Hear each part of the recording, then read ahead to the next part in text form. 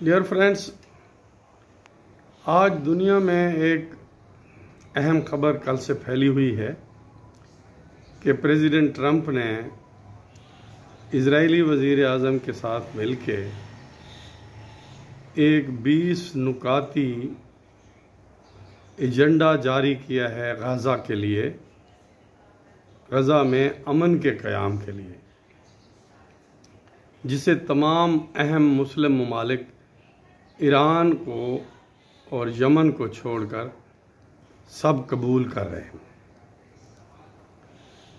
और उसमें जो अहम नुकात हैं कि इसराइल जो है वो गाज़ा के ऊपर कब्ज़ा नहीं बरकरार रखेगा, आहिस्ता आहिस्ता उसको तर्क कर देगा। इसराइल की जगह मुस्लिम ममालिक की, अहम मुस्लिम ममालिक की एक पीस कीपिंग फोर्स वहाँ जाएगी और एक अथॉरिटी बनेगी जिसको लीड करेंगे खुद प्रेसिडेंट ट्रंप।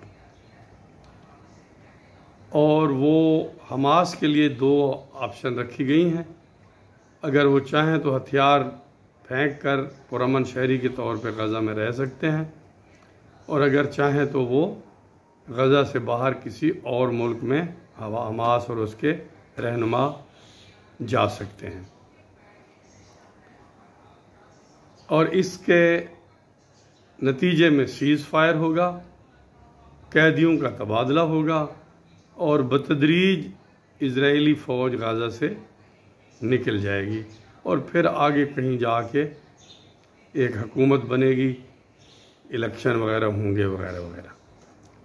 तो इसमें खुशखबरी तो ये है कि जंग बंद हो जाएगी, जो फ़लस्तीनी ख़वातीन बच्चे मारे जा रहे हैं वो बच जाएंगे, इसराइल के जो हॉस्टेजेस हैं वो रिलीज़ हो जाएंगे, बहुत सारे फ़लस्तीनी जो इसराइल की कैद में हैं वो बाहर आ जाएंगे। लेकिन कहीं दूर ये चीज़ नज़र नहीं आ रही कि कोई फ़लस्तीन कोई आज़ाद या सेमी ऑटोनोमस कोई रियासत की शक्ल अख्तियार करेगा। तो जो इस मंसूबे पे तनकीद करने वाले लोग हैं वो कहते हैं कि जो काम इसराइल नहीं कर पाया 2-2.5 साल की लड़ाई के बाद कि हमास को सरेंडर करवाए और उसके वर्कर्स को या रहनुमाओं को गाज़ा छोड़ने पे मजबूर करे, वही काम मुस्लिम ममालिक की फोर्सेस जाके करेंगी।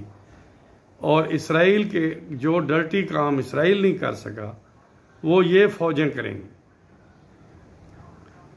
और मुसलमान ममालिक को ये बताएंगी अपने अवाम को कि हमने अमन करवा दिया। हालांकि इसराइल के ऊपर पब्लिक ओपिनियन प्रेशर बढ़ रहा था दुनिया सारी का। यूरोपीय ममालिक ने फ़लस्तीन को मानना शुरू कर दिया था, लेकिन साथ ही साथ मुस्लिम हुक्मरानों के ऊपर भी उनके अवाम का प्रेशर बहुत बढ़ रहा था। तो वो भी नहीं चाहते थे कि ये जंग तवालत पकड़े और उनकी हुकूमतें ख़तरे में आ जाएं। तो ये जो मुआहदा होने जा रहा है, क्या ये विन विन कैफियत है? नहीं, इजराइल के लिए इसमें विन है, हमास या फ़लस्तीनियों के लिए वो फतह नहीं कह सकते। आम जो फ़लस्तीनी हैं वो हमास और इसराइल के दरमियान फंस के रह गए हैं। हमास ने भी मैक्सिमम अपना एक पोजीशन ले ली है एक्सट्रीम, और इसराइल ने भी एक्सट्रीम पोजीशन ली हुई है। एक दरमियाना रास्ता निकालने की कोशिश की जा रही है, जिसके नतीजे में आज़ाद फ़लस्तीनी रियासत तो हमें कहीं नज़र नहीं आ रही। हाँ, अलबत्ता ये मुमकिन है कि ये जो जंग जारी थी, जो हलाकतें जारी थीं, इसमें कमी आ जाए। अब जो इस मुआहदे को सपोर्ट कर रहे हैं उनके पास भी आर्गूमेंट हैं, और जो कह रहे हैं कि इसके नतीजे में फ़लस्तीनियों के लिए कोई भलाई निकलने वाली नहीं है, उनके पास भी आर्गूमेंट है। देखें हालात क्या रुख अख्तियार करते हैं। लेकिन अगर हलाकतें बंद होती हैं, सीज़ फायर होता है, तब भी इससे काबिल कबूल कहा जा सकता है। Thank you very much.